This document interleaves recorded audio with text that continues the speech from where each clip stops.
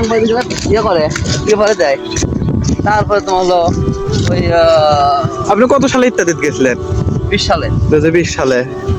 ওই যে আপনি মেইনলি হচ্ছে ভাইরাল হচ্ছে তো আপনি দুই কাঁধের উপর বাঁশ নিয়ে হ্যাঁ ওই যে সাইকেল চালাতে চালাতে যান। হ্যাঁ হ্যাঁ। এটা তো যে কারো দ্বারা সম্ভব নয়। ওটা শুরু করতে করতে আল্লাহ পাক দিতে সেটা আল্লাহ রহমত করতে পারি।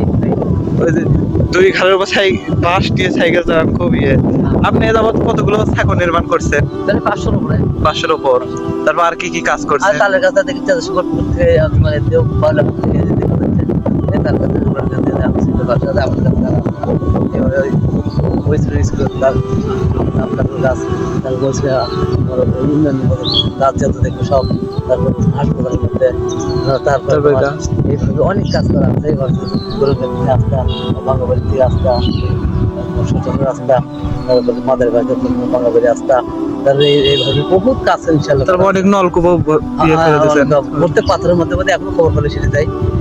তারপর মসজিদ মাদ্রাসার বিভিন্ন কাজ, পানি খাওয়ার খাদ্য দাঁড়িয়ে সে আমি নিজেই সেই ইয়ে করে করি। আপনার দেখছেন ভাই মেয়ে দেখা আসলে জি পাথরের মধ্যে পানি অভাব না থাকে, ওষুধ চাই ভিড় পানি পাচ্ছে না।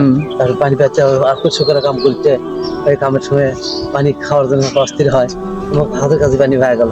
জি খুব খুশি হলো, গোসল করলো, দুপুরবেলা বাড়ি যাওয়া লাগলো না। প্রত্যেক এলাকায় গেলে তো অনেক ছেলে পেলে আপনার কাজের সাথে আপনার সাথে সাথে সাহায্য করে। এরা অনেক সাহায্য করে সবসময়। হ্যাঁ গোটা দেশ এরকম সব বিভাগে সবাই কাজ করুক, আর আল্লাহ কোনো সমস্যা আল্লাহ দিবি না। আর ছাত্ররা অনেক ভালো, ছাত্ররা ভালো, ছাত্রদেরকে আরো আগে নেওয়া দরকার। ছাত্রের কারণেই বাংলাদেশ স্বাধীন হলো, ছাত্রের কারণেই শান্তি ফিরে আসতেছে। এই জন্য ছাত্রের জন্য দোয়া করে, ছাত্ররা এগিয়ে যাবে, আমরা তো চলে যাবো একদিন।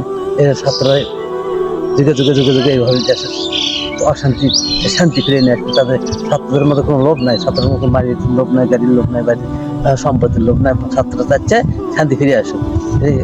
খুব খুশি ইনশাল্লাহ, আলহামদুলিল্লাহ। আসসালামু আলাইকুম হুজুর। আচ্ছা।